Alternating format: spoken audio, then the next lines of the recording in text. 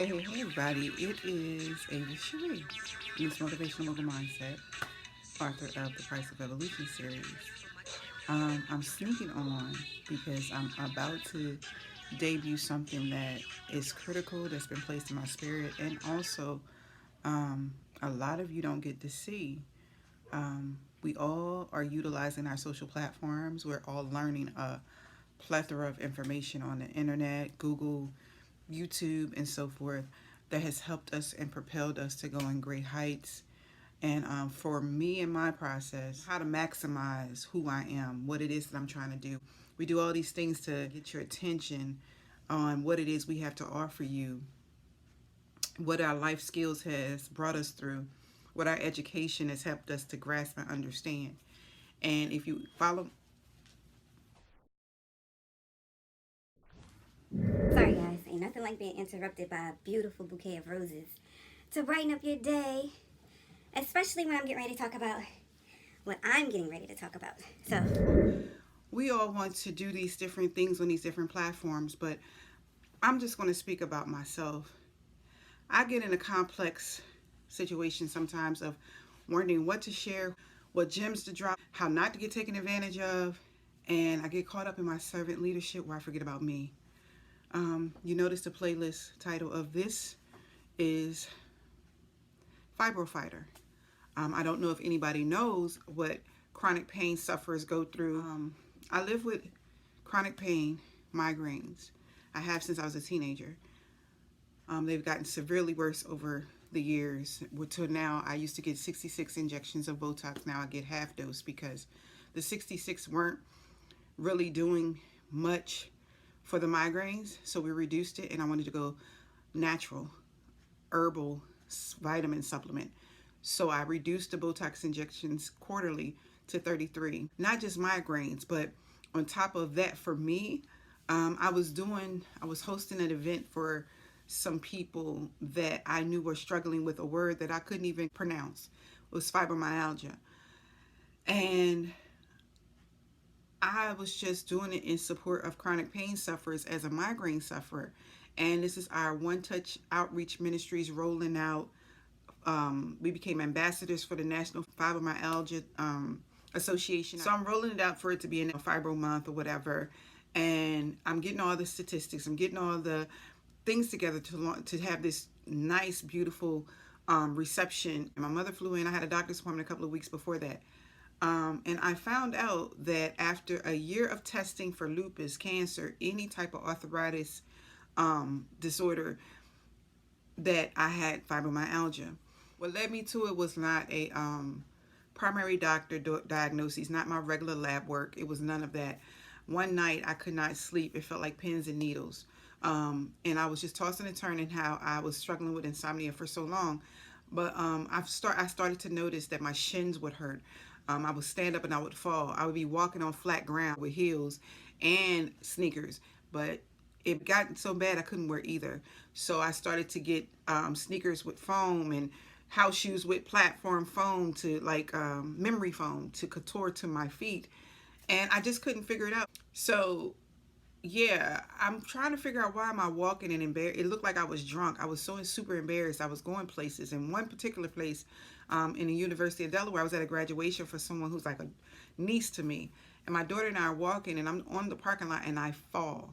And that was it for me. That was it, playing it low-key, being embarrassed. I had to leave out the graduation early because I was too embarrassed. I didn't know what happened. I blamed my shoes, which was some bad shoes. I blamed my shoes. I blamed the platform underneath, child. I done wore those shoes. I knew I could manage a shoe. I used to model as a teenager, a cheerleader. I ran track. I was good, right? So I couldn't understand why my legs would just go out from underneath me. I couldn't understand why my husband would have to pick me up out the bed and my body would be like stuck, bent over, and I would have to hold the rail. And all after that, it was just a series of medications that never mix, of medications that make your weight go up and down, your mind go in and out. Oh my God, it was a series of cocktails. So one night in that insomniac, fibro fighting fog that we all know about, chronic pain, silent suffering, I'm watching TV as usual after, writing or doing whatever I'm creating. And I see a rheumatologist commercial. And I find myself, I think I'm pretty, intelligent, smart, whatever. Don't know everything by no means. I was like, well, what do rheumatologists do? I didn't know the depths of what they do. So I jotted it down and I started to research what rheumatologists do. And less than 24 hours, I researched the best rheumatologists in Delaware, the most efficient, equipped, well versed rheumatologist in Delaware. His name is Dr. Hosny. I hope I can include people's names on here because y'all know when I do my stuff on my Ava Street content, it's all mine. It's all trademarked by me. Over here, I'm just talking. I'm probably dropping names. I don't know if I'm supposed to, child, but Dr. Hosny is a sweetie pie. And I did refer people to him, so hopefully, I'm going to ask. I'm going to call the receptionist. They do know me because I go in there with a life, honey. In pain, child. Can't even walk up the daggone stairs. So anyway, mind you, this is like I'm 42 at that point. Yeah, I'm like 42, 43. Fairly young, newly married, so forth and so on.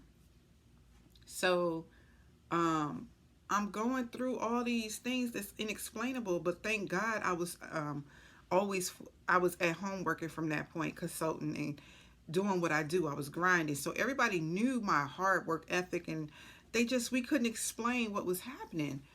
And for a year, I started with him in 2015, and for a year he did a series of tests and monitoring, process of elimination, undergird tests, like not surface, but I'm talking about he getting in to every test that can be extracted from my blood work, every combination of this, that, and the third, every combination of meds, what works, what's keeping me up, what's making me itch, what's making my body inflame.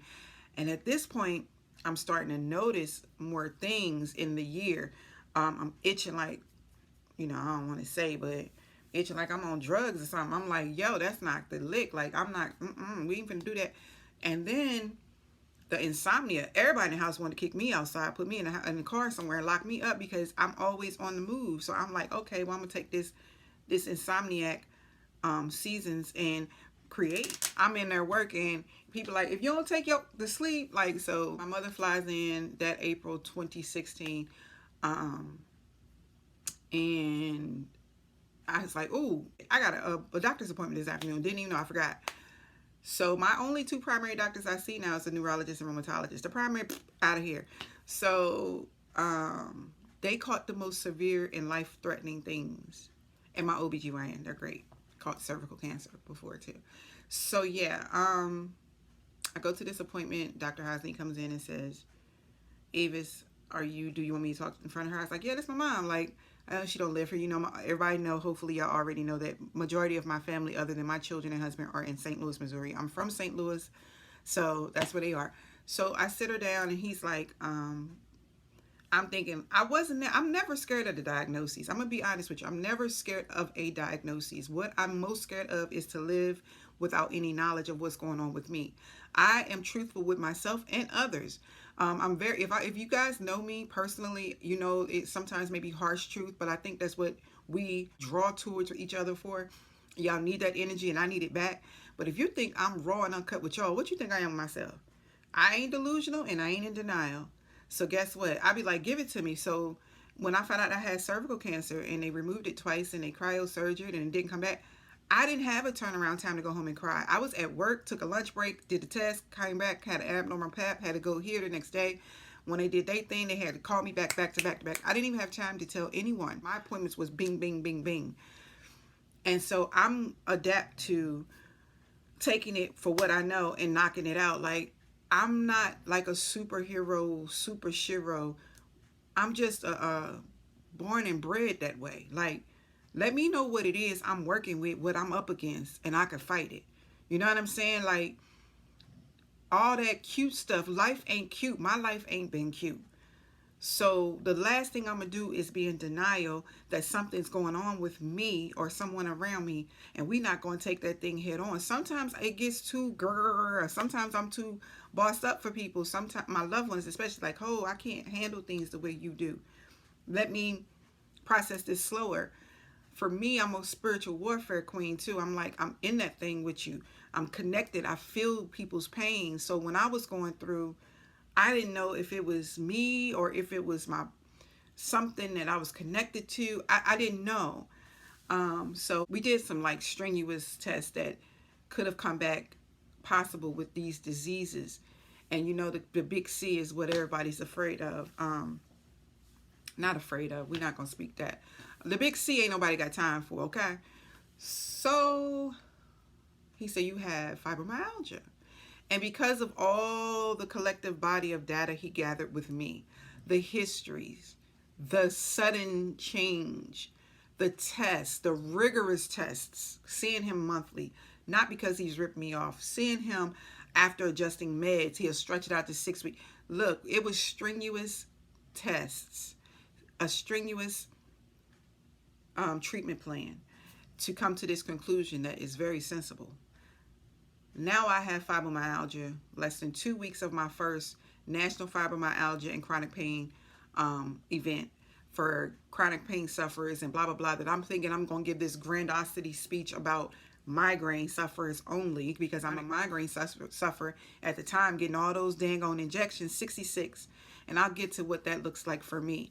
He told me that in front of my mom, and my mom hadn't gotten the opportunity. If you read my book, The Sanctified Sacrifices of Healing and Deliverance in the Price of Evolution series, she didn't get a chance to see me give birth to any of my 4 children but one. A lot of things during my teenage years we were separated from. She was working, she was traveling, she was in the Navy, military full-time. So a lot of things we didn't do as mother and daughter that I've had the opportunity to do with my daughter. So for her to sit side by side, that's my rider, that's my heart, that's my dog now. We've been bonded and attached like Velcro at the hip since for 27 years now, straight through. Like, if I ain't on a video, if I ain't talking to my family in this house, I'm talking to my mom. I love her, let me say that. So she sits there and she hears it, this strong woman that she has, her baby girl, her baby doll, the girl that she has grown to see and blossom into a woman that she moved me to Delaware. I would never came to Delaware. She got me up here. That's a whole nother story for a whole nother day. And to see all that I've overcome, she heard these words. And let me just tell you this, right now as I'm releasing this to you in this particular story, is perfect. It feels good. I feel healthy at this moment. Right now I'm in a place where I feel like God is sending me hugs, warmth, angels, guidance. I feel his spirit. I feel like it's a platform for me. I feel like there's no motives. I feel like there's no, the only intentions is to heal. I feel like because that I'm a natural healer, holistic healer, I feel like this is my place and my ears are burning. And I just want to tell you that this is my first video of this series on this playlist. I'm juggling 3 different YouTube channels for different reasons. Different business, totally different business aspects. What I do for one thing is not what I do for this one right here is special. This playlist is for me to show you behind the scenes of the chick that does the One Touch Outreach Media, that does the One Touch, is the founder of One Touch Outreach Ministries, that does all the legwork with the volunteers and our family, and we packing and we shipping stuff to families that need it. I'm writing grants and writing this. This is that chick that's been in mental health and health and human services for 27 years. This is that girl in grad school with 4 babies, that hit 40, got married for the first time, that slowed down and life took a turn and me and Stress had beef. This is that same chick who just dropped a book and it launched April 29th, 2019 on my first child's birthday, 30 years later. It's that girl. So my mother's looking at me and she is in tears, sad, you know, shaking, and I ain't want to look at her because I'm like strong for her because she went through domestic violence with us growing up with my father. And so we wasn't brave back then. We was brave in our own little huddle. Like me and my brothers like, break. Like we gonna do the thing on them. But really we just dance and praise God. We cooked together. My family was really in the church, raised Baptist. When she's crying in the corner, I didn't want to look at her because I'm now her protector. And I couldn't wait to be all my life. Like I've been waiting to protect her. She's just mom though. She ain't no joke though. Let me get it twisted. But I'm not trying to even get off. I have to kind of break it up and laugh sometimes because my life is like crazy. So he told me this. It wasn't as much of a shock to me because he's been preparing me and pre-planning as the phases were being the process of elimination phases had kept going. We were exempting cancer, exempting lupus. Lupus and fibro was neck and neck though because of certain tests. So he was preparing me of what it might be. And as I was saying before, I'm not really the one to, I need to know what I'm dealing with to know what I'm fighting. I ain't gonna walk around claiming it. Oh Lord, if I'm not gonna go through a year of process of elimination and saying I got cancer, lupus, whoop-de-whoop. I know people that do that and it irks me, but I can't be as aggressive with them. But I be wanting like, girl, listen, they ain't said you got cancer. They testing for cancer. That ain't them things in your boobs is right now they clusters. They ain't cancerous, they benign. They ain't borderline this, they this, because it's as I got older, that power. The power in what we manifest through our mouth, our speaking, in the word, the power of your life and death is in the power of your tongue. Like, come on, we ain't finna take no test and it's a possibility and you forgot you hit your boob and it's a lump now, it's a little swollen, or it's that time of the month and your nipples are burning and they're sensitive. Like, come on. It is real diseases out here killing people, and the stress for me and a lot of other people. Stress is the agent that opens the door to let those diseases and afflictions and ailments rise up in our body. He told me we got aggressive with what we're going to do. He knew how I didn't want to gain no more weight. Been there, done it with so many medications for over the times with migraines. Oh my God. When you're a chronic pain sufferer, they prescribe everything. One day when I get really seasoned and I trust the audience of my of this particular YouTube playlist, in this part of my channel, I'll share with you a list of drugs that I never could take, because if I feel anything outside of my funny and my real and I'm stuck like zombie, oh no, that ain't me. You got no. And because I have a mental health background, I know a good 2 weeks for some. It used to be 2 weeks, let it sit in and see if the medicine worked. 30 days. Listen, some of us are so anointed and gifted that we know when it's a foreign agent in our atmosphere, in our mist, in our body, in this temple.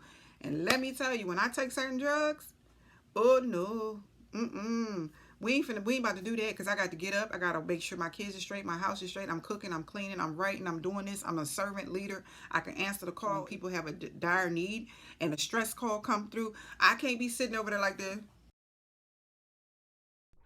slobbing, looking crazy, talking like I'm. It ain't even like smoking weed or drinking. It's like you be like slumped, like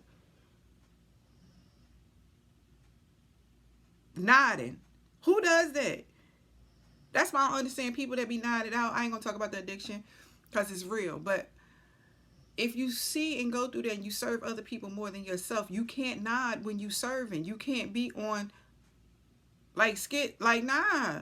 So I would talk to other chronic pain sufferers and be like, what's working for you? What combination is working for you?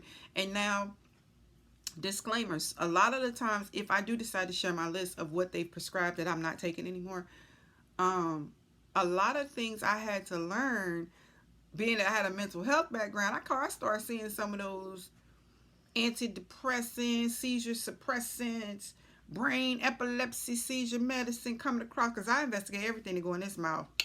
You get what I'm saying? Everything these lips touch, baby, I investigate. So I'm seeing all this stuff and I'm like, what the hell? They didn't prescribe me anything. And if you think I'm depressed and I'm coming here faking pain, then say that. Don't give me something to make me be stuck and I know for sure I'm in pain and I can't damn walk. Now I'm be over here suicide. No, we ain't finna do that. That's why I thank God that he sent me to school to study what I study. He knew the plans that he had for me, for you. He knows there's a major plan in a major way for you, but it is his will and his design.